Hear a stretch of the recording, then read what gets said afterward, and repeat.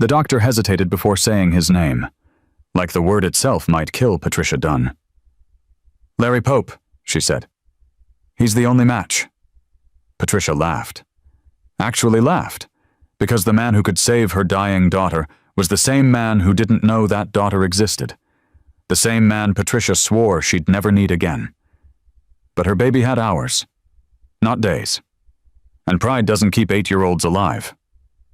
The heart monitor beeped every 2 seconds, and Patricia Dunn knew each beep was one less she'd hear. She sat in a plastic chair that had forgotten what comfort meant. The ICU was cold. Not winter cold, but hospital cold. The kind that seeps into your bones and stays there. Like warmth had been rationed somewhere else, sent to patients who still had hope. Christmas lights blinked down the hall. Cheerful. Cruel. Someone had taped a paper snowflake to the door of room 4C. Patricia stared at it until her eyes burned. Inside that room, her daughter was dying. Elaine, 8 years old, dark hair that curled at the ends, eyes that asked questions that sounded like philosophy, unconscious. Patricia leaned forward, pressed her forehead against the cold metal rail of the hospital bed. Her winter coat was still on. She'd forgotten to take it off 4 hours ago, when the world stopped making sense. "Stay," she whispered. Her breath fogged against the white sheet. "Just stay." The beeping didn't answer.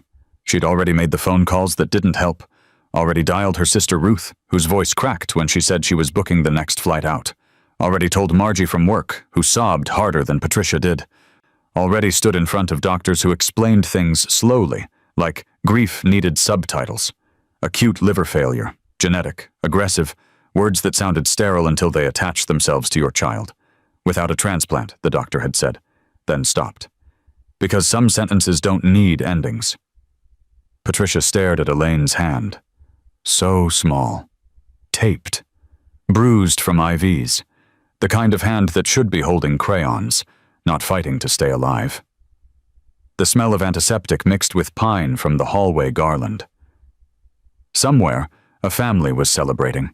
Somewhere, children were asleep, waiting for Santa. Somewhere, Christmas was happening. Not here. Here, time was measured in beeps. 4 hours earlier, Patricia had been sitting in Dr. Amara Chen's office. The transplant coordinator was in her mid-40s. Kind eyes. The kind of doctor who didn't look away when delivering bad news. "There's only one match in the National Registry," Dr. Chen had said. Patricia's hands went still in her lap. "One? It's extraordinarily rare.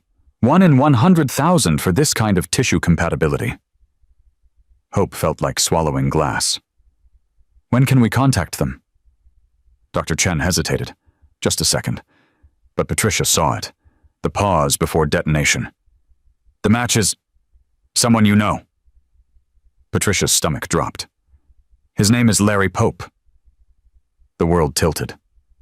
Patricia laughed. Once, sharp, hollow, like sound escaping a wound. "That's not funny." "I'm not joking, Ms. Dunn." Dr. Chen's face stayed serious, compassionate. "His tissue profile is an exact match. We've triple-checked." Larry Pope. The name she hadn't spoken out loud in 9 years. The man whose face appeared on business magazine covers, the billionaire CEO who gave keynote speeches about vision and legacy. The man who wore tailored suits now instead of scuffed shoes, who flew private instead of driving used cars, who built empires while other people built families. The man Patricia had loved when neither of them had anything but ambition and belief. The man who did not know Elaine existed. Patricia sat frozen in that office chair, her mind racing backward through years she'd locked away. She'd met Larry before the money, before the towers, before the private jets and corner offices, back when he drank gas station coffee and talked about changing the world like it was a promise, not a brand strategy. They'd loved each other fiercely, badly. Two people sprinting in the same direction, neither willing to slow down. When Patricia discovered she was pregnant, it was supposed to be temporary distance, Just until the merger closed, just until the board voted, just until the pressure eased. Then the board voted, then Larry changed. Calls became emails. Emails became silence. Patricia had left without drama. No ultimatums, no scenes. Just a suitcase, a quiet apartment, and the certainty that she would not raise a child in the shadow of someone who always chose the future over the present. Elaine had been born on a rainy Tuesday. Larry was on a stage in Singapore. Patricia never called. "Ms. Dunn." Dr. Chen's voice pulled her back to the present, to the ICU, to the beeping. "We need your consent to contact Mr. Pope." Patricia stared at her hands. They looked older than they should. 42 felt ancient when your child was dying. "If he says no?" Her voice sounded far away, like it belonged to someone else. Dr. Chen didn't lie, didn't soften it. "Then we keep waiting for another match." Waiting. Such a small word for such an impossible thing. Patricia looked up. "How long does Elaine have?" "Days. Maybe a week if we're lucky." Lucky. What a word. Patricia stood. Her legs felt unsteady. "Call him." The walk back to room 4C felt like miles. Patricia stopped outside the door. Through the small window, she could see Elaine's small shape under the white blanket. The monitors, the tubes, the machinery keeping her daughter alive. You know what it feels like to need someone you swore you'd never need again? That moment when pride has to die so love can live? If you've ever had to choose between your past and your child's future, you know this feeling. The one where your chest cracks open and everything you protected for years spills out. You're not alone here. Stay with me. Patricia pushed open the door, sat back down in the chair that had forgotten comfort, reached for Elaine's hand. The beeping continued. Steady. Merciless. Somewhere across the city, Dr. Chen was making a phone call. Somewhere, a phone was ringing in an office where Christmas lights sparkled against floor-to-ceiling windows. Somewhere, Larry Pope was about to learn he had a daughter. The phone rang 3 times. Patricia counted them in her head, though she couldn't hear them. 3 rings to collapse 9 years into 3 seconds. Larry Pope answered. He almost didn't. His assistant Kendra had marked the number as unknown, flagged it as spam, but something made him pick up. Later, he wouldn't be able to explain what. Instinct, maybe. Or fate. Or the universe deciding it was time to collect a debt. "Yes?" His voice clipped, distracted. Still working on Christmas Eve, because that's what men like Larry Pope did. "My name is Patricia Dunn." Silence. 5 seconds. 10. The kind of silence that happens when a name reaches through time and grabs you by the throat. "Patricia?" His voice changed.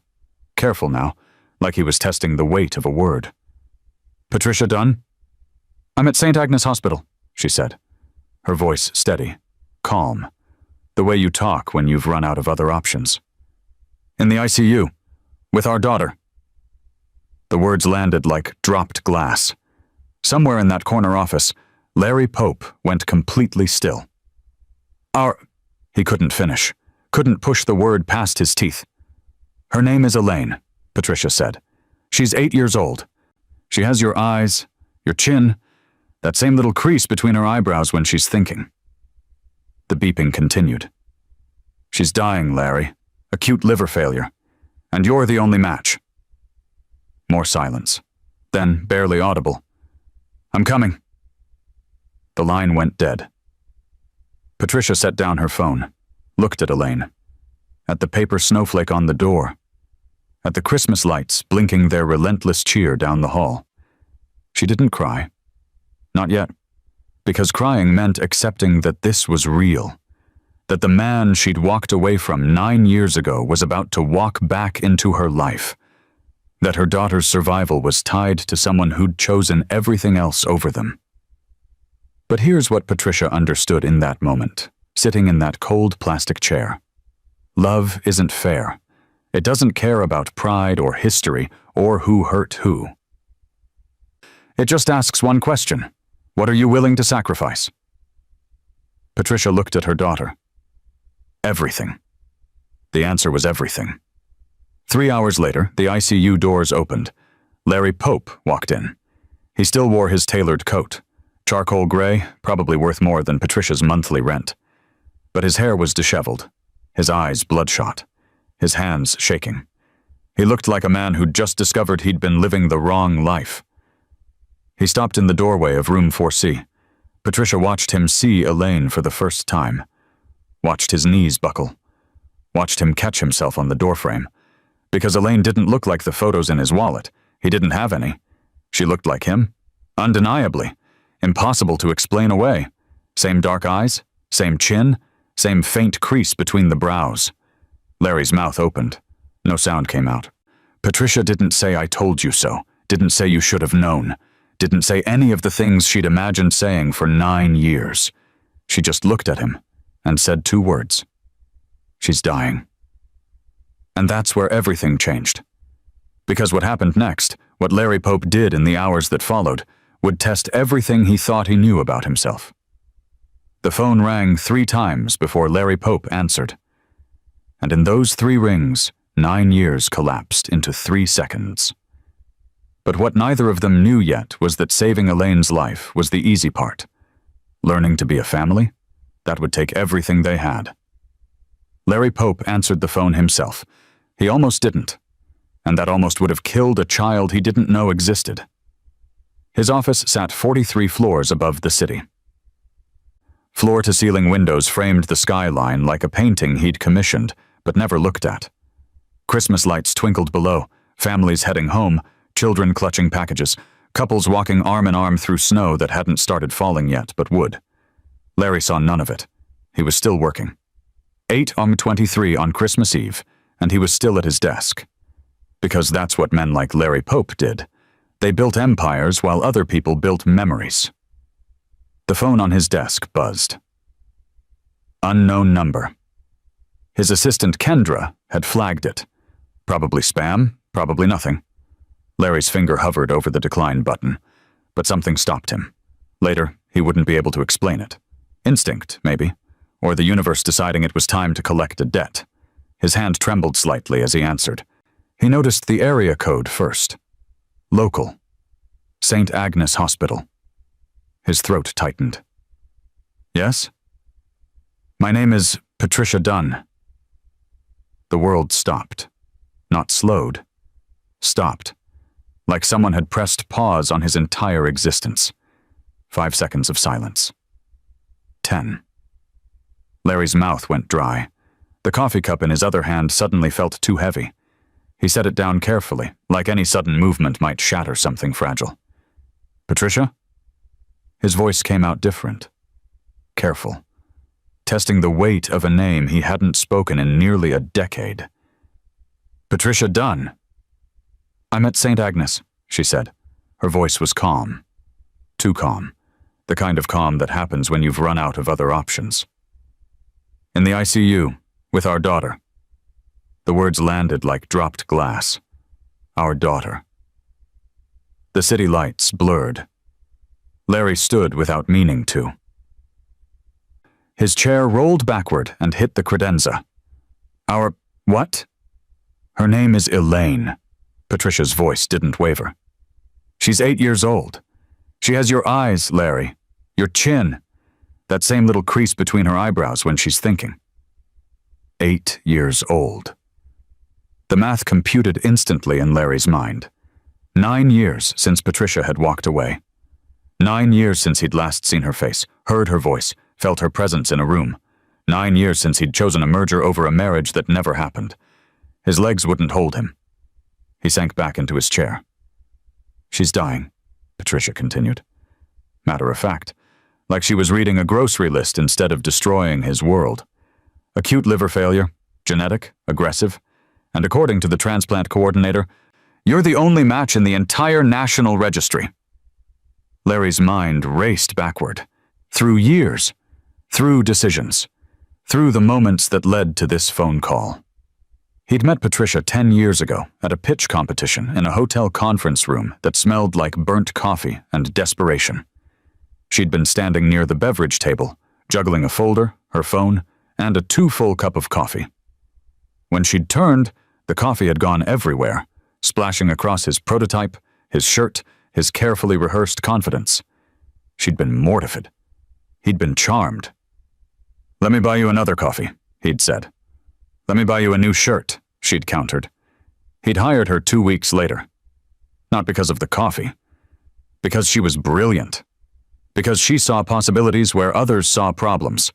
Because when she walked into a room, the air changed. They'd loved each other fiercely, badly. Two people sprinting toward the same horizon, neither willing to slow down, neither realizing they were running in slightly different directions. When Patricia told him she was pregnant, Larry had been in the middle of merger negotiations. The biggest deal of his career. The board was watching. Investors were circling.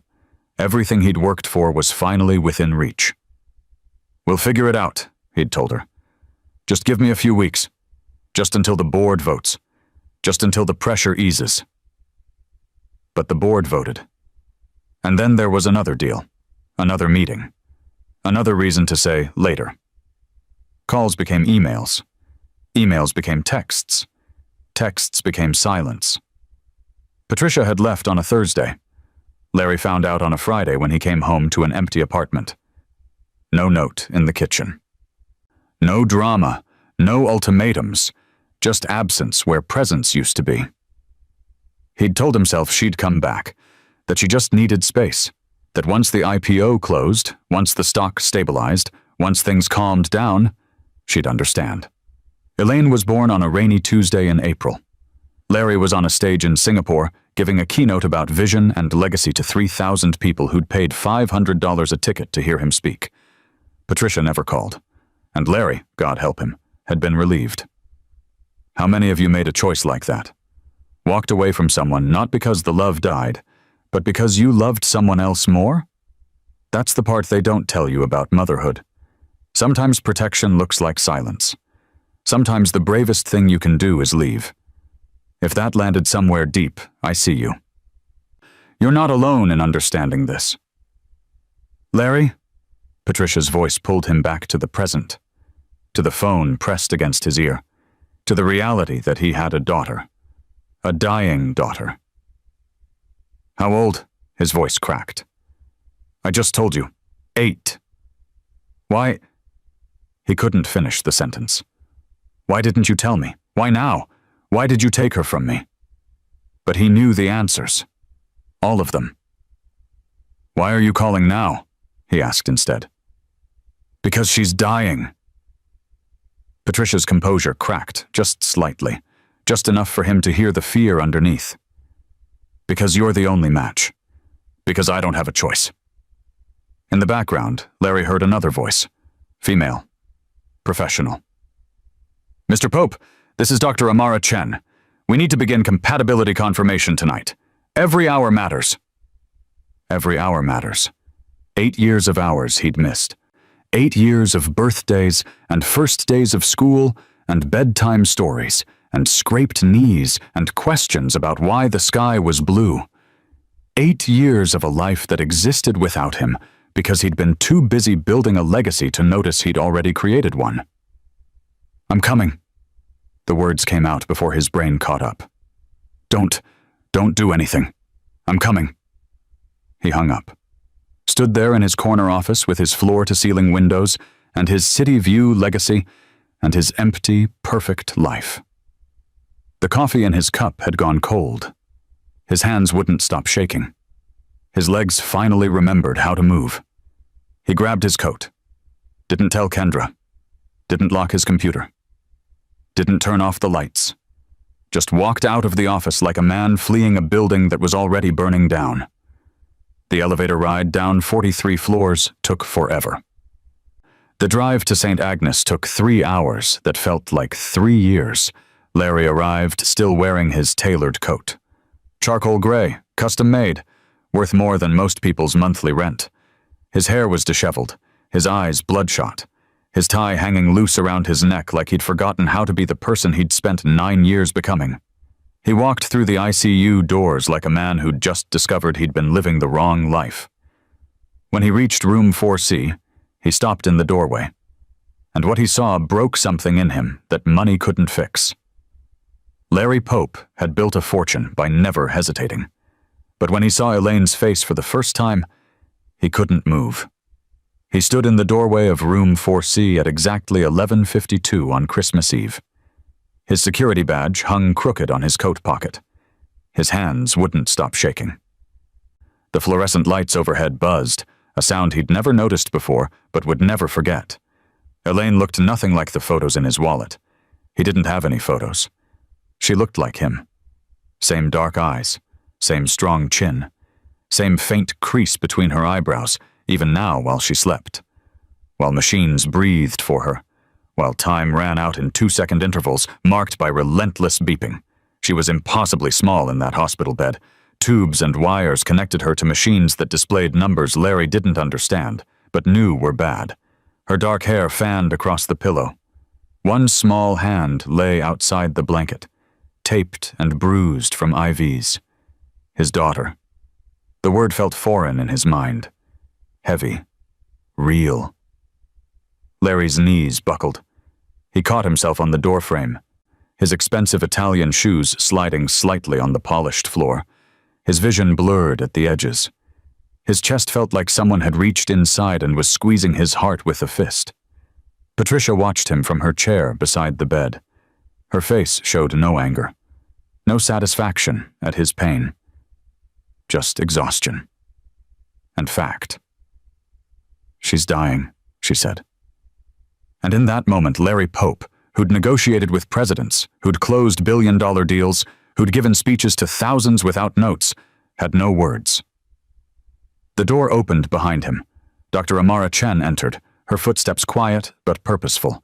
She carried a tablet and wore the kind of calm that came from years of delivering impossible news. "Mr. Pope," she gestured to the hallway, "we need to discuss the procedure." Larry followed her like a man in a dream, or a nightmare. He couldn't tell which. They stood in the hallway where the Christmas decorations seemed obscene in their cheerfulness. Dr. Chen pulled up images on her tablet, diagrams of livers, surgical plans, risk assessments. "It's called a living donor transplant," she explained. "We'd perform a partial hepatectomy, remove approximately 60% of your liver and transplant it to Elaine. Your liver will regenerate within 6 to 8 weeks. And hers? If her body accepts it, she has a 90% survival rate, but we need to operate within 48 hours. Her liver function is deteriorating rapidly." Larry stared at the diagram without seeing it. "The risks? For you, infection, bleeding, bile leakage. There's a 1% mortality rate for the donor." Dr. Chen's voice remained steady. Professional. "For Elaine, without the transplant, she has days. Maybe a week if we're lucky." Days. His daughter had days. "When can we start?" Larry asked. "First, we need to confirm compatibility. Blood work, tissue typing, cross-matching. It'll take a few hours." "Then let's start." Dr. Chen nodded and led him to a pre-op room down the hall. A phlebotomist appeared. Young, efficient, anonymous. Larry sat in the chair and rolled up his sleeve. Watched his blood fill vial after vial. Dark red. The same blood that apparently ran through Elaine's veins. When the phlebotomist left, Larry sat alone. The consent forms lay on the table beside him. Dense paragraphs of medical jargon and legal disclaimers. He should read them. He'd built a career on reading the fine print. But the words blurred together.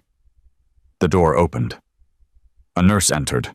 Older, kind eyes. A name tag that read Clayton. He set down a cup of coffee without a word. Met Larry's eyes. Nodded once.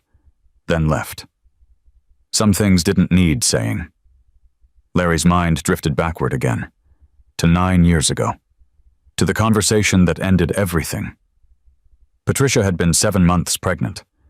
Larry remembered because she'd been wearing that blue maternity dress she'd bought on sale. The one she said made her feel less like a whale and more like a person. He'd been on the phone. Always on the phone. Some investor from Tokyo who only took calls at midnight. "Larry, we need to talk about the nursery," Patricia had said. He'd held up one finger. "Wait." She'd waited. 5 minutes became 10. 10 became 20. When he finally hung up, she'd tried again. The baby comes in 8 weeks. We need to... I can't do this right now. Patricia. His voice had been sharp, impatient. Can we talk about this after the IPO? After. That word. That promise that wasn't really a promise. Patricia had gone very still. There's always an after with you, isn't it? After the meeting, after the deal, after the board, after the IPO. That's not fair. Neither is this. She'd stood, her hand on her swollen belly. I'm not asking you to choose between the company and the baby. I'm asking you to make room for both. But you've already decided there's only space for one. She'd packed that night while he was back on the phone. Quietly, methodically, taking only what was hers. By morning, she was gone. See, what Patricia understood, and what took Larry 9 years to learn, is that later is a promise people break without even knowing it. If you've ever been someone's later, this story is for you.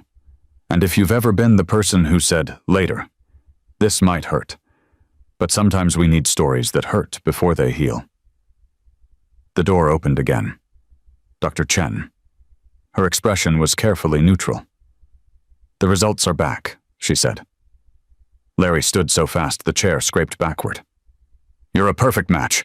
10 out of 10 markers. It's extraordinarily rare. Surgery can proceed as soon as you give consent. Larry exhaled. When? Mr. Pope. Dr. Chen's voice softened. You need to understand what you're agreeing to. This is major surgery. There are real risks. You need to decide. Can I see her again? Larry interrupted. Before I decide? Dr. Chen nodded and left to arrange it. Larry walked back to room 4C. Patricia was standing now, her arms crossed.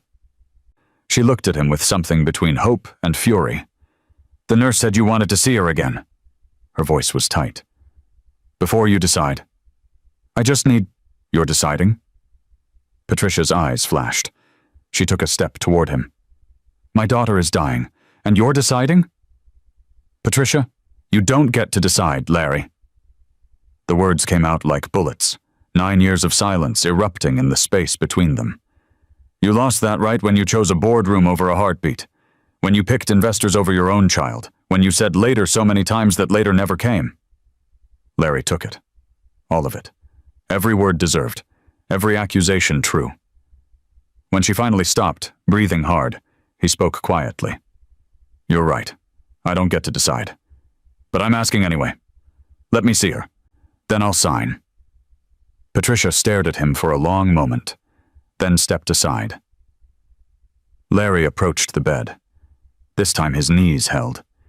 He sat in the chair Patricia had been occupying for hours, looked at Elaine's face, peaceful in unconsciousness, unaware that her life hung in the balance of a stranger's choice. Not a stranger. Her father. He reached out slowly, carefully, touched her hand. It was impossibly small in his, warm, alive. The monitors beeped their steady rhythm. Her chest rose and fell. Larry leaned closer. I don't know if you can hear me, he whispered. His voice cracked. But I'm your dad. And I'm late. I'm so late, but I'm here now and I'm not going anywhere. He sat there for 10 minutes. 20. Patricia watched from the doorway. At 3:47 a.m. on Christmas morning, Larry Pope stood, walked to the nurse's station, asked for the consent forms. He signed them without reading a single word, because for the first time in his life, Larry Pope understood what it meant to not have a choice. But what he didn't know, what none of them knew, was that the hardest part wasn't the surgery. It was what came after. They wheeled Larry Pope into surgery at 6:02 on Christmas morning. Patricia watched them take him, and for 5 seconds, she almost said thank you. Almost. The words stuck in her throat like glass she couldn't swallow, because thanking him felt like forgiving him. And she wasn't ready for that. Not yet. Maybe not ever. 2 operating rooms had been prepared simultaneously. Larry in OR1, Elaine in OR2. Surgical teams moved with choreographed precision. Nurses checking instruments, anesthesiologists reviewing charts. surgeons scrubbing in like they were preparing for battle. The air smelled of antiseptic and something else Patricia couldn't name. Finality, maybe. Or hope. It was hard to tell the difference anymore. The cold air raised goosebumps on her arms. She'd finally taken off her coat. Someone, a nurse whose name she'd already forgotten, had brought her a hospital blanket. It smelled like industrial detergent and 1,000 other people's fear. When the OR doors swung shut behind Larry's gurney, Patricia stood frozen in the hallway, watching red lights blink above both doors, listening to muffled voices and the hiss of ventilation systems. A nurse touched her elbow. "The surgical waiting room is this way." Patricia followed. The waiting room was exactly what every hospital waiting room was. Lime green chairs that had seen better decades. A coffee table stacked with magazines from 2 years ago. A vending machine humming in the corner like it had a grudge against silence. Patricia sat. Stared at the wall. The clock read 6:15 a.m. 14 hours, Dr. Amara had said. Maybe more. 14 hours of not knowing. The automatic doors whooshed open. Ruth stumbled through them, dragging a small suitcase, her mascara smudged from crying on the plane, her hair escaping its bun in every direction. "Trish." She dropped everything and wrapped her arms around Patricia. Patricia let herself be held, just for a moment, just long enough to remember what it felt like to not carry everything alone. "Any news?" Ruth whispered. "They just went in." Ruth nodded and sat beside her, keeping one hand locked around Patricia's. An hour later, Margie arrived with 2 thermoses of soup nobody would eat and a bag of muffins nobody wanted. But she'd come, and that mattered. The 3 women sat in those lime green chairs and waited. Hour 3 arrived with no updates. Patricia couldn't sit anymore. She paced the length of the waiting room. 12 steps to the window. 12 steps back. Over and over, until Ruth said gently, "You're going to wear a hole in the floor." "Remember when Elaine dressed as a pickle for Halloween?" Ruth tried, her voice too bright. "She was 4, insisted on being a pickle. Not a princess, not a fairy, a pickle." Patricia almost smiled. The memory flickered. Elaine's little face peering out of green felt so proud of her costume choice, so completely herself even then. But that smile died fast, because the waiting room door opened. And the look on the nurse's face made Patricia's blood freeze. "Ms. Dunn." The nurse's voice was calm. Too calm. The kind of calm that came before bad news. Patricia couldn't breathe. "There's been a..." the nurse started. "What happened?" Patricia's voice didn't sound like hers. "Not a complication. An update. Mr. Pope's liver is larger than the scans indicated. That's good for Elaine. She'll get more tissue. But it means the surgery will take longer for him. Dr. Chen wanted you to know we're adding 2 to 3 hours to the estimate."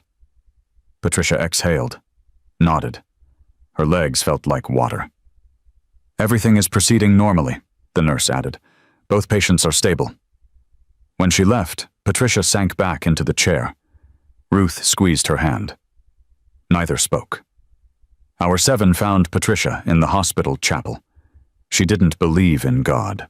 Hadn't since her mother died when Patricia was 16. But there was nowhere else to go.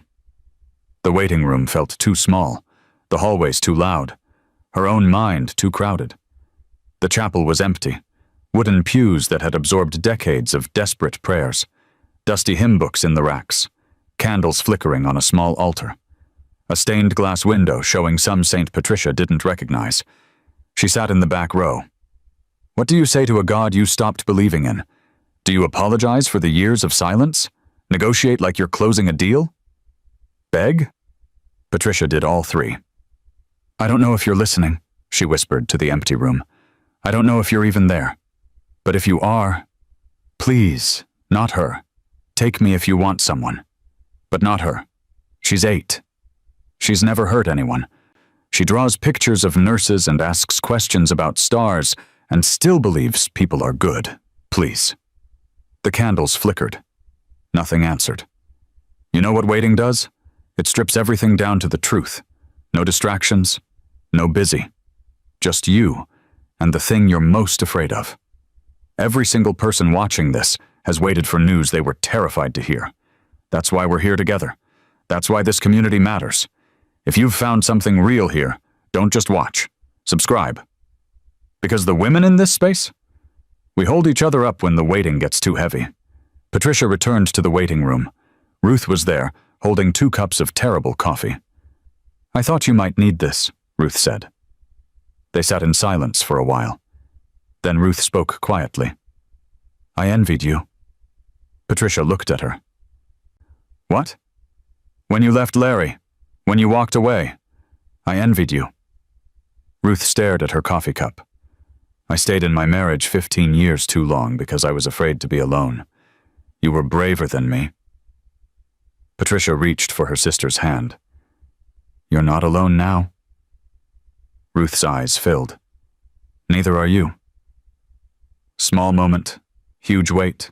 Hour 11, hour 12, hour 13. The clock on the wall moved like it was stuck in honey. Patricia watched every minute crawl by. Ruth dozed in the chair beside her. Margie had left to check on Patricia's apartment, water the plants, grab clean clothes. Hour 14. The waiting room doors opened. A surgeon emerged, still in scrubs, mask pulled down, surgical cap covering his hair, his face unreadable. Patricia stood so fast her chair tipped backward. Ruth grabbed her hand. The surgeon looked at Patricia. His eyes tired but clear. "It worked." Silence. Patricia heard the words but couldn't process them.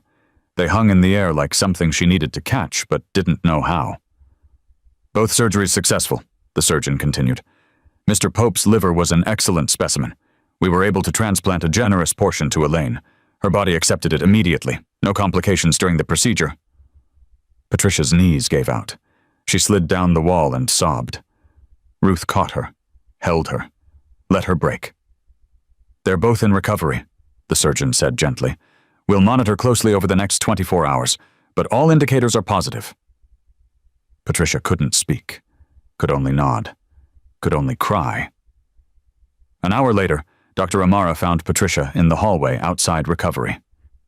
"They're both stable," she said. "Mr. Pope is pale and will be in significant pain, but he's alive. Elaine's color is already returning. Her liver function is stabilizing. She's breathing on her own." "Her body is accepting it?" Patricia's voice cracked. "We'll know more in 24 hours. But yes, so far her body is accepting it beautifully." Patricia pressed her hand to her mouth. "Can I see them?" "One at a time." Patricia stood there for a long moment, then walked toward Larry's recovery room first. Not because she forgave him, not because she owed him, but because he gave part of himself to save the person she loved most. And that deserved to be witnessed. Elaine woke up 6 hours after Larry did, and the first words out of her mouth changed everything. Patricia had been sitting in the same chair for 18 hours. Her back ached. Her eyes burned. Her hand was wrapped around Elaine's, the way it had been since they'd wheeled her daughter back from recovery. At 2:17 a.m. on December 26th, Elaine's eyes fluttered open. "Mommy?" The word came out small, hoarse, the most beautiful sound Patricia had ever heard. Patricia broke. Every wall she'd built, every bit of strength she'd borrowed, every ounce of control she'd maintained, gone. She pressed Elaine's hand to her cheek and sobbed. "I'm here, baby. I'm right here." Elaine blinked slowly, trying to focus. The room was too bright. Everything hurt. But her mom was there. Then, with perfect 8-year-old logic, Elaine asked, "Did Santa come?" Patricia laughed through tears. The sound was half sob, half joy, entirely relief. "Yes, he came." Elaine tried to smile, but winced. Her hand moved to her stomach, where the surgical site throbbed under bandages. "Why does it hurt?" Patricia brushed hair from Elaine's forehead, her touch gentle. "You were very sick, sweetheart. Your liver stopped working, but someone gave you part of theirs to make you better." Elaine's eyes widened despite the pain. "Like a superhero?" Yeah, Patricia's voice cracked. Like a superhero. Elaine was quiet for a moment, processing this with the seriousness she brought to everything. Can I meet them? Patricia's breath caught. She'd known this moment was coming, had practiced what to say. None of it felt adequate now. Yes. Would you like to? Elaine nodded. An hour later, Dr. Amara bent the rules. Patricia wheeled Elaine down the hallway in a wheelchair, an IV pole attached, a blanket tucked around her small frame. They moved slowly. Every bump made Elaine wince, but she didn't complain. Larry's room was 3 doors down. Patricia stopped at the doorway. Larry was awake, pale. Monitors beeped beside his bed, tracking vitals that were still fragile. He had tubes running from his arms, a drainage bag by the bed, surgical dressings visible where his hospital gown gaped. But his eyes were clear. And when Patricia wheeled Elaine into view, he went completely still. This was the moment. Larry and Elaine, both conscious, both alive, both looking at each other for the first time as people, not medical crises. Elaine lifted one small hand, waved, tiny, tentative. Larry waved back, his hand shaking from pain and medication and something that looked like wonder. Are you the superhero? Elaine asked. Larry's voice broke when he answered. No, you are. Elaine looked confused. But Mommy said you gave me— I just helped a little, Larry interrupted softly.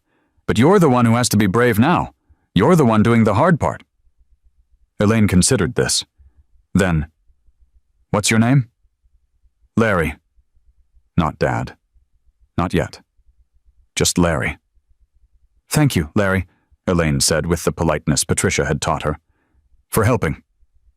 Larry pressed his hand to his mouth, nodded because he couldn't speak.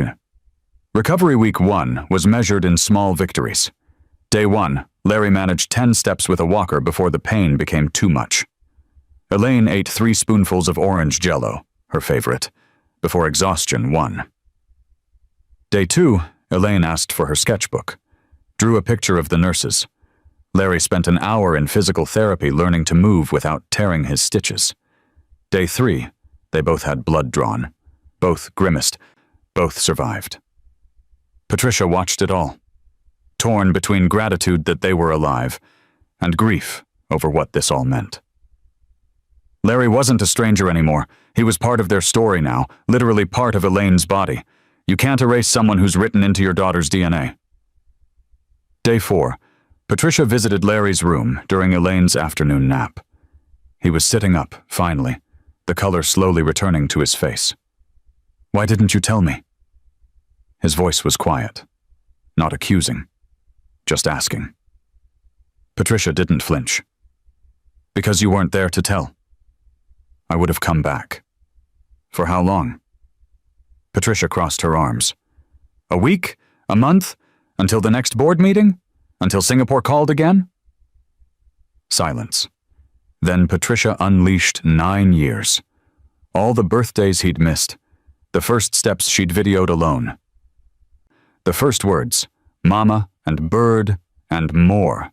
The first day of school when Patricia had cried in the parking lot because her baby was growing up, and there was no one to share it with. You don't get to be a hero now, Larry. Heroes show up. You disappeared. Larry took it. Every word. No defense, no excuses. When she finally stopped, he said simply, You're right. Pause. But I'm asking for permission now. To stay. To try. Here's the thing about second chances. They're not about erasing the first ending. They're about whether you're brave enough to write a different second chapter. Not everyone deserves one. But some do. What do you think? Does Larry deserve his? Tell me in the comments. And share this with someone who believes in second chances. Or someone who needs to hear they don't have to give one. Day 6. Morning routine. Patricia was helping Elaine wash her face, the careful movements they'd learned to avoid pulling stitches. Is Larry my daddy? Elaine asked suddenly. Patricia's hands froze over the washcloth. Biologically, yes. What's biologically mean? Patricia sat on the edge of the hospital bed, choosing words carefully. It means he's part of the reason you exist. His DNA is in you, especially now. But being a dad is more than biology.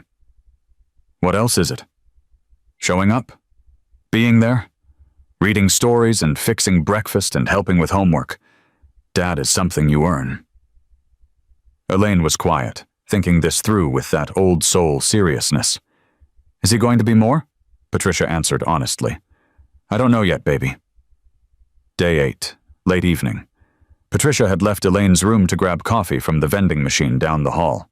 On her way back, she passed Larry's room and heard a voice. She stopped, peeked through the partially open door. Elaine was there. Somehow she'd snuck out of her room despite the IVs and bandages, curled carefully in the chair beside Larry's bed.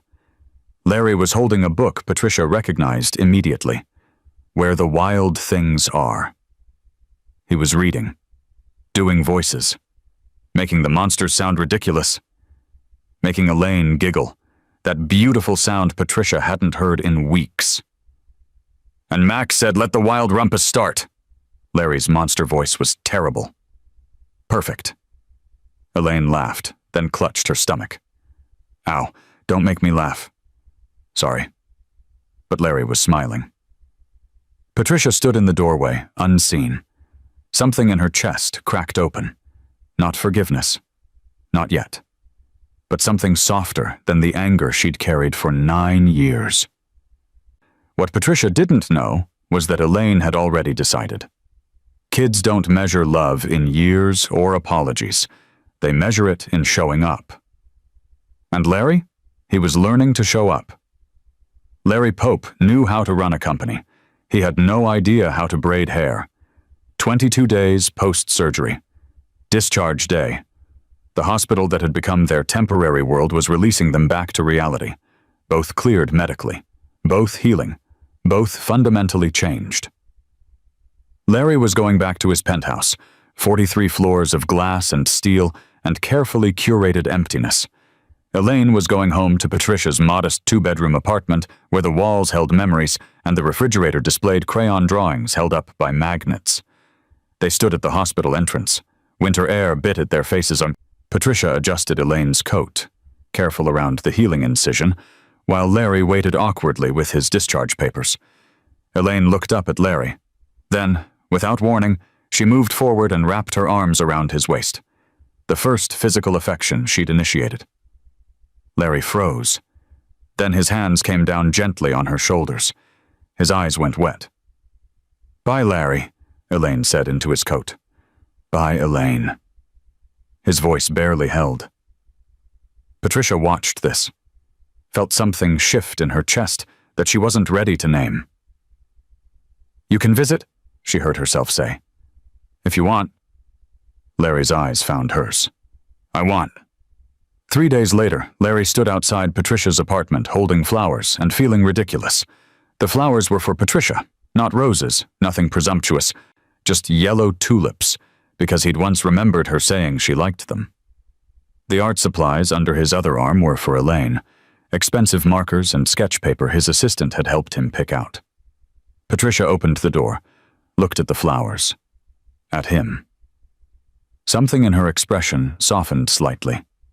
"Come in." The apartment was small, lived in, warm in the way his penthouse would never be. Photos on the walls. Elaine at every age he'd missed. A bookshelf crammed with children's books. A kitchen table with homework still scattered across it. Crayon drawings on the refrigerator held by alphabet magnets. This is what home looks like, Larry thought, and I've never had it. "Larry!" Elaine appeared from her bedroom, moving carefully but with more energy than he'd seen. "You came!" "I brought you something." He handed her the art supplies. Elaine's face lit up. "Mom, look! The good markers!" "What do you say?" Patricia prompted. "Thank you." Elaine was already opening the package. "Want to see my drawings?" Larry followed her to the living room, sat on the couch because he genuinely didn't know how to sit on the floor where Elaine had spread her sketchbook. She showed him page after page. The nurses from the hospital, drawn with surprising detail, the paper snowflake from the ICU door. And then, a tall man with dark eyes and a strong chin, standing next to a small girl. "Is that..." Larry couldn't finish. You, Elaine said simply. With me. Larry's throat closed. Patricia watched from the kitchen doorway, part protective, part curious. Watching them together was like watching someone learn a language they should have been born speaking. What's your favorite color? Larry asked, trying to navigate this new territory. Yellow, Elaine answered. Like sunshine. Yellow. He hadn't known. Didn't know she hated carrots but loved broccoli. Didn't know she was afraid of the dark but not of thunderstorms. Didn't know her favorite book, or her best friend's name, or what she wanted to be when she grew up. He knew nothing. But he was learning. Larry's phone rang. Then again, Patricia tensed. Here it was, the moment when the real world intruded and reminded them that this was temporary. That Larry had a life that didn't include sitting on couches looking at crayon drawings. Kendra's name flashed on the screen. Board meeting, merger deadline, Singapore conference call. Larry looked at the phone. At Elaine showing him her painting. At Patricia watching to see what he'd choose. He silenced it. Sorry, he said to Elaine. You were showing me your painting? Small moment. Enormous signal. An hour later, as Larry was preparing to leave, Elaine asked, Can you come to my school thing? Patricia tensed. Elaine, Larry's probably... What school thing? Larry interrupted. We're doing presentations about our families. I could talk about you. The superhero liver man. Elaine's eyes were bright with possibility. Larry looked at Patricia. She crossed her arms. It's in 2 weeks. You're probably busy. I'll be there, Larry said. The 2 weeks that followed built something fragile and real. Larry visited 4 times, learned to play Go Fish, and lost every game because Elaine was unnervingly good at it. Attended physical therapy appointments with her, both of them still healing, both working to rebuild strength. Brought soup on a bad pain day when Elaine couldn't eat anything else. Consistency. That's what Patricia was watching for. And despite herself, she was seeing it. The school presentation arrived on a Tuesday morning. 8 weeks post-transplant. Elaine's first full day back with medical clearance. The classroom was small, bright with construction paper art projects and alphabet posters. Parents lined the back wall. Larry stood next to Patricia, feeling out of place among mothers in yoga pants and fathers in work casual. Elaine walked to the front, holding a poster board. Patricia had helped her with it. Photos of the 2 of them through the years. And one new addition. A photo Ruth had taken in the hospital of Larry, in his recovery bed. Elaine in the wheelchair beside him. This is my family, Elaine began, her voice small but steady. This is my mom. She works planning events and makes the best grilled cheese. This is my Aunt Ruth, who lives in Boston and sends me books. She pointed to the hospital photo. This is Larry. He gave me part of his liver when I was sick. Now we match. One of the kids raised a hand. Is he your dad? The classroom went quiet. Patricia's breath caught. Larry's hands clenched at his sides. Elaine looked back at Larry, held his gaze. He's learning to be. Larry's eyes flooded. He didn't bother wiping them. After the presentation, the parking lot, Patricia and Larry standing by their separate cars, other parents filing past, some offering congratulations, others just curious stares. She's getting attached, Patricia said quietly. Is that okay? I don't know. Patricia's voice was honest. Raw. What happens when the board calls? When Singapore needs you? When being a father gets inconvenient? Larry took a breath. I resigned. Patricia went completely still. What? Last week. Stepped down as CEO. I'm consulting part-time, setting my own hours. I can't get back 9 years, Patricia. I can't undo choosing wrong, but I can be here for the rest. Patricia stared at him. At this man who'd built an empire and was dismantling it piece by piece for a daughter he'd only known 3 weeks. She didn't say it was enough. Didn't say she forgave him. But she nodded. Once. And for Larry Pope, that nod was everything. But what neither of them saw coming was the call Patricia got 3 days later, the one that would test exactly how committed Larry really was. The call came at 4:47 a.m. The same hospital, the same floor. But this time, it wasn't Elaine. Patricia's phone buzzed on her nightstand. She grabbed it before the second ring, heart already racing. Caller ID, St. Agnes Hospital. Her first thought? Elaine. But Elaine was at Ruth's house, safe, sleeping. Ms. Dunn? A nurse's voice. Professional. Careful. Is it Elaine? Patricia was already out of bed, pulling on clothes. No, it's Larry Pope. He's been admitted. Complications from the transplant. He listed you as his emergency contact. Patricia froze, one arm in her jacket. What kind of complications? Dr. Chen will explain when you arrive. But Ms. Dunn, you should come now. The line went dead. Patricia drove through empty streets at 5 in the morning, the same route she'd taken on Christmas Eve. Déjà vu wrapped around her like a cold blanket. Same hospital. Same waiting room. Same antiseptic smell. Different fear. Josamum. Amara Chen met her in the hallway, her face showing the exhaustion of being called in at dawn. Bile leak, she explained. It's a known complication, but Larry's developed an infection. We need to operate immediately to repair the leak and clean the infection before it spreads. How bad? Patricia's voice came out steadier than she felt. 60% success rate. His system is already compromised from the first surgery. The risks are higher this time. Higher. The word echoed in Patricia's head. Higher chance of dying, higher stakes. Where is he? Dr. Chen led her to a pre-op room. Larry lay on the bed, pale and feverish, connected to monitors that beeped warnings Patricia had learned to dread. His eyes were glassy with pain and medication.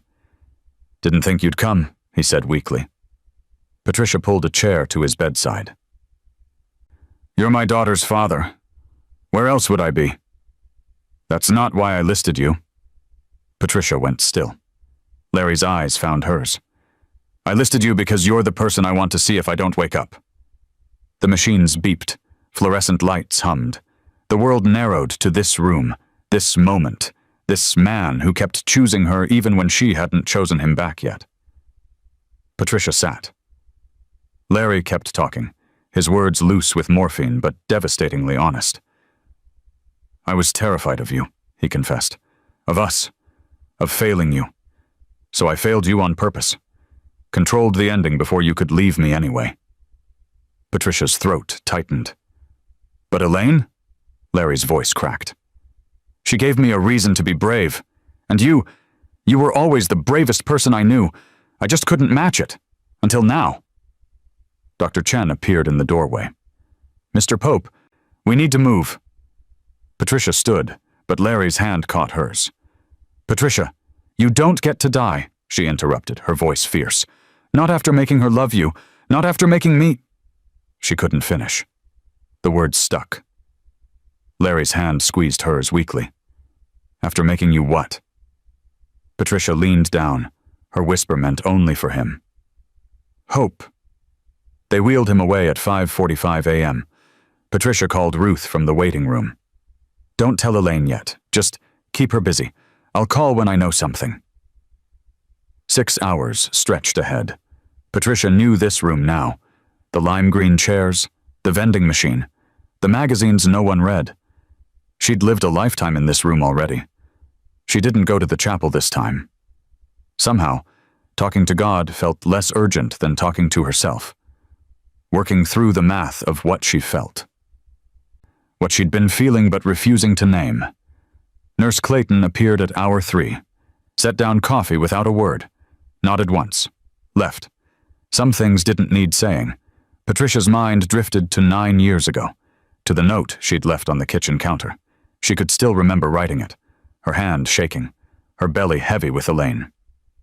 Larry at the office closing another deal that mattered more than coming home. I can't compete with your future, but our baby deserves someone who chooses them first.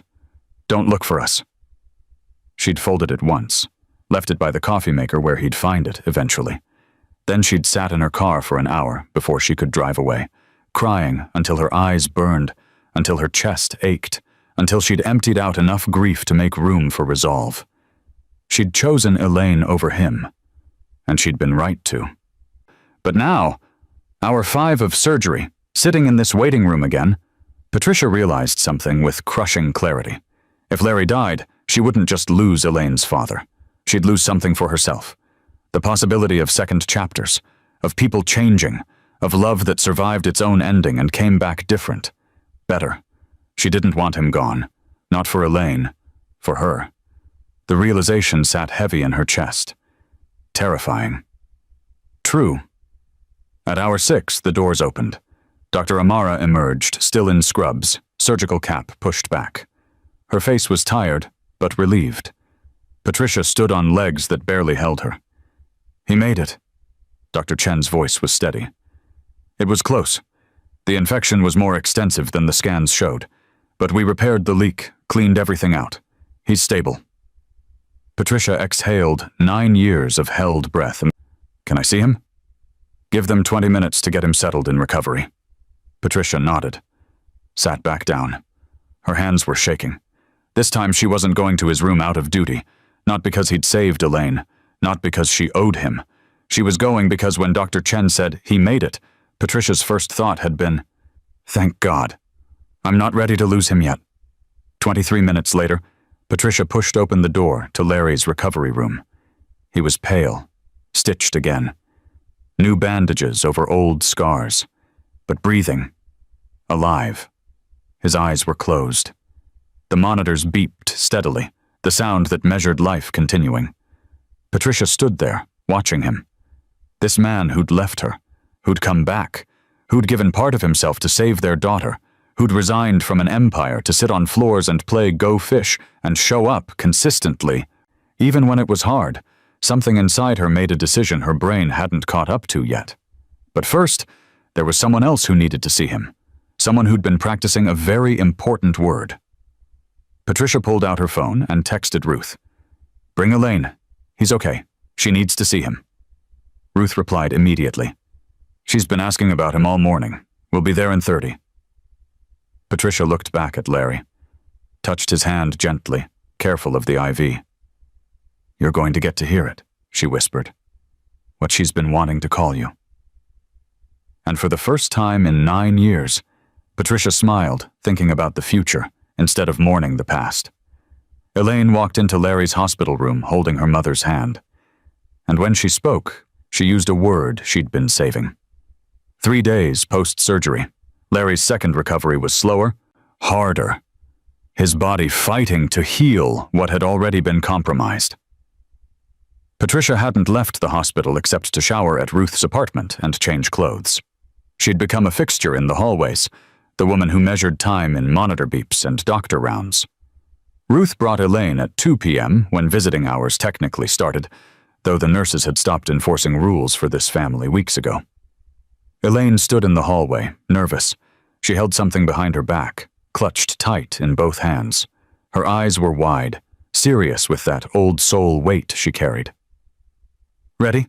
Patricia asked gently. Elaine nodded. They walked to the doorway together. Elaine stopped there, mirroring the moment Larry had first seen her on Christmas Eve, frozen by the weight of what was about to change. Larry was awake, propped up on pillows, still pale, still bandaged, but his eyes were clear. When he saw Elaine, he smiled, weak but genuine. Hey, kiddo. Mom said you got sick because you saved me.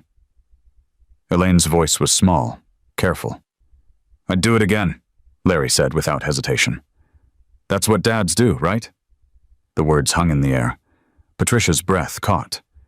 Larry went completely still. Elaine took 3 steps into the room, pulled her hand from behind her back. A drawing. Crayon on construction paper. 3 figures holding hands. A tall woman with dark hair, a small girl in the middle, a tall man with kind eyes. Above them in careful letters. My family. Elaine held it up. Can I call you Dad now? Larry broke, not quietly, not with dignity. He broke the way dams break. Suddenly, completely, 9 years of grief and regret and gratitude pouring out in tears he didn't try to hide. He nodded because he couldn't speak. Elaine took another step closer. Dad? Larry's voice came out destroyed. Barely a whisper. Yeah, baby? Don't get sick again. Elaine's chin trembled. I just got you. I won't. I promise. Elaine climbed carefully onto the hospital bed, against every rule, but nobody stopped her. She curled into Larry's side, her head on his shoulder, careful of all the wires and tubes. Larry's arm came around her like he'd been doing it her whole life instead of 3 weeks. I drew it last week, Elaine murmured. I was waiting for the right time. This is the right time, Larry whispered into her hair. Within minutes, they were both asleep. Patricia stood at the foot of the bed watching them, her daughter and her father. The family that shouldn't exist, but somehow did. She covered her mouth with both hands, turned and fled to the hallway. Ruth found her there, back against the wall, silently sobbing. You okay? Ruth's arms came around her. I don't know what I'm doing, Ruth. Patricia's words came out broken. I don't know if I'm protecting her or punishing him or you're doing what you've always done. Loving her first. But what if I... Patricia stopped. What if you what? Patricia looked at her sister, finally saying the thing she'd been too afraid to name. What if I want him back? Ruth smiled softly. Then maybe it's time to stop punishing yourself for wanting something good. Evening came. Ruth took Elaine to the cafeteria for dinner, then brought her back. Elaine curled up in the chair beside Larry's bed, wrapped in a hospital blanket, asleep again. Patricia and Larry were alone for the first time since the surgery. Larry spoke first, his voice still weak. I don't expect forgiveness. I don't expect us. I just want to be her dad. That's enough. Patricia stood at the window, arms crossed, looking out at the city lights. What if it's not enough for me? Larry went still, looked at her. Patricia turned to face him. What if I need to know you're not just here for her? What if I need to know that I'm here for you? Larry finished. Silence stretched between them, heavy with 9 years of history and 3 weeks of rebuilding. Patricia nodded. Larry struggled to sit up straighter. Patricia moved instinctively to help, adjusting his pillows. She stayed close. I've spent 9 years building things that don't matter, Larry said quietly. Towers, portfolios, legacy. Things that look impressive but don't keep you warm at night. Don't laugh at your terrible jokes. Don't make you want to be better just by existing.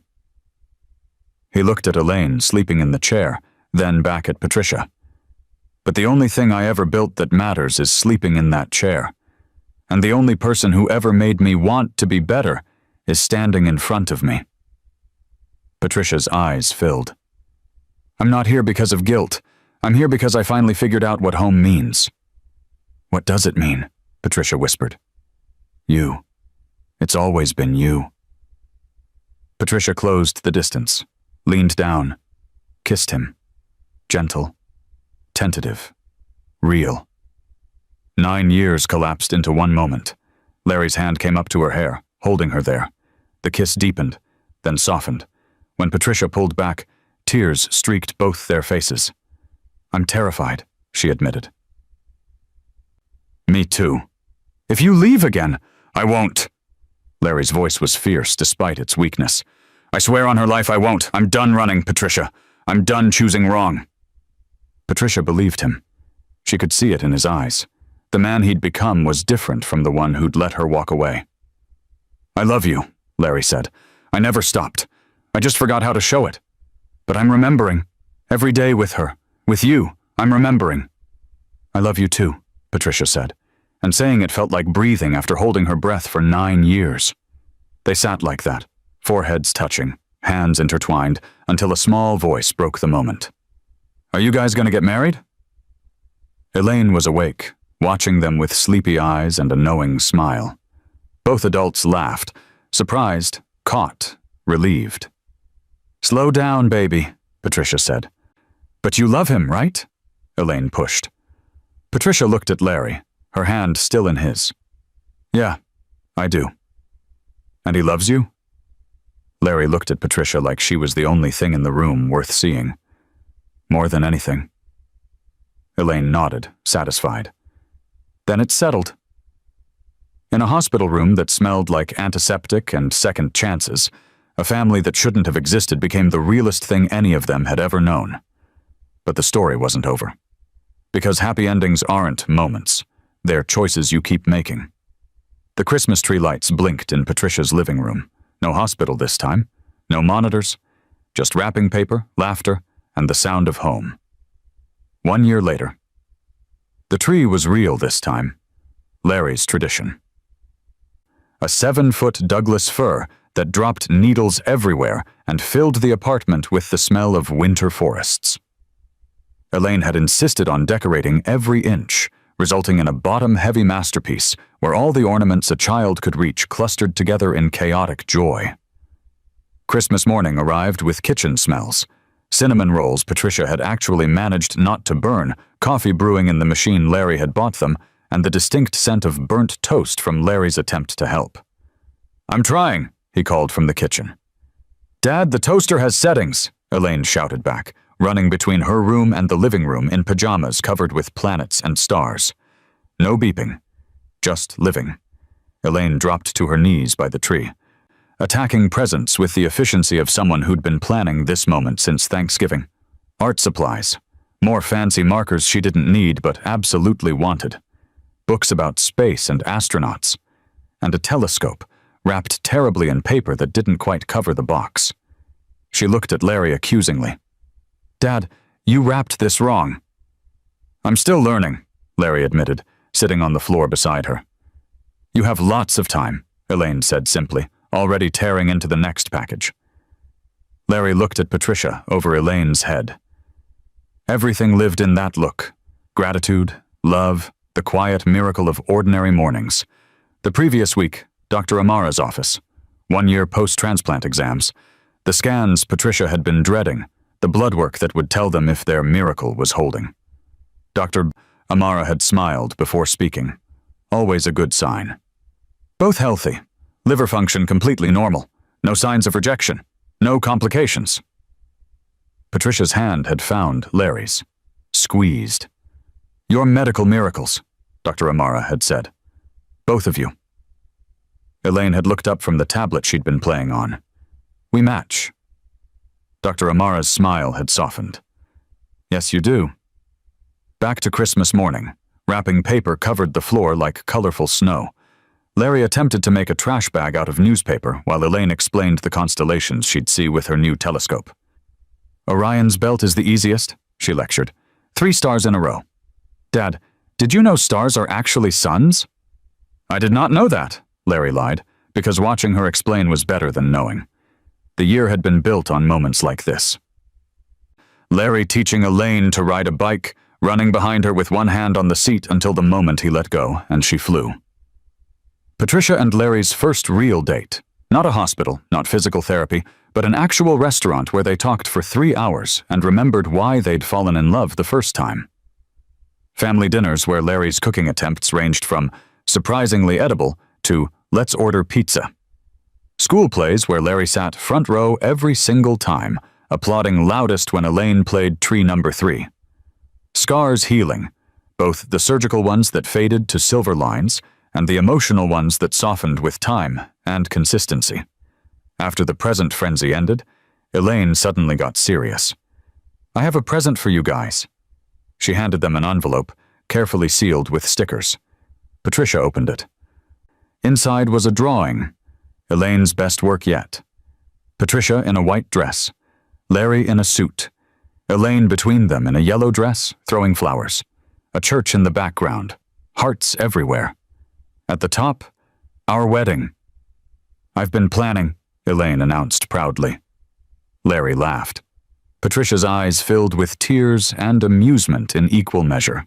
"Elaine, you love each other, right? So you should get married. That's how it works."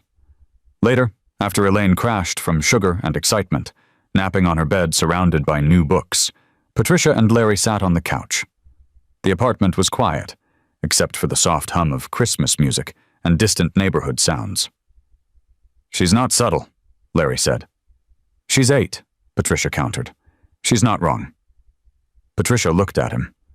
Larry turned to face her fully. I'm not proposing because she drew it, he said carefully. I'm proposing because I wake up every day grateful I'm alive, and I'm alive because of you. Both of you. He took her hand. Marry me. Not because it's neat. Not because it's what people do. But because I want every Christmas for the rest of my life to look like this. I want burnt toast and terrible wrapping paper and a daughter who corrects my astronomy. I want you. Patricia was quiet. Long enough that Larry's heart started to race. Then she smiled. Ask me again in 6 months. Larry blinked. That's not a no. It's a prove you mean it. Patricia squeezed his hand. I believe you, Larry. But I need you to believe you. I need you to wake up in 6 months and still want this. Still want us. Not because it's new and shiny, but because it's real and hard and worth it. Larry exhaled. Nodded. I can do 6 months. I know you can, Patricia said, and kissed him softly. Ruth arrived at 4 p.m. for Christmas dinner, carrying wine and the sweet potato casserole Patricia had requested. She stopped in the doorway, taking in the scene. Elaine showing Larry her telescope, Patricia laughing at something ridiculous, wrapping paper still scattered everywhere.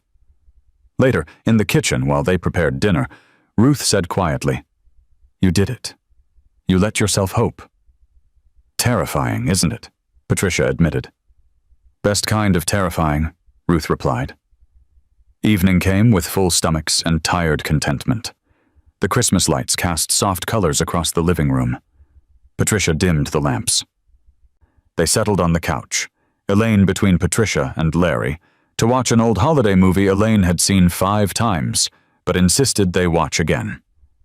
10 minutes in, Elaine fell asleep. Her head dropped to Larry's shoulder, her new book sliding from her lap. Patricia's head found Larry's other shoulder. Larry looked down at both of them, the 2 people who'd saved him from a life that looked successful, but felt empty. He whispered to the room, to himself, to whoever was listening. I'm home. Patricia's voice, internal, wrapping up their story. People ask if I forgive him. That's the wrong question. Forgiveness isn't one moment, it's 1,000 small choices. It's choosing to let someone prove they've changed, choosing to trust again, choosing to believe that people can grow into who they were always supposed to be. Larry gave Elaine life twice, once when she was born, once when she was dying. But she gave him something, too. She gave him a reason to become the man he was always capable of being. And me, I learned that second chances aren't about rewriting the past. They're about refusing to let the past write your future. This story isn't about what we lost. It's about what we saved. Elaine stirred awake during the movie credits, blinked sleepily. Mom? Yeah, baby? This was the best Christmas ever. Patricia kissed her head, breathing in the scent of her daughter's shampoo and the pine from the tree and the particular smell of home they'd built together. Yeah, Patricia said. It was. 3 people, 1 family, still learning, still healing, still choosing each other.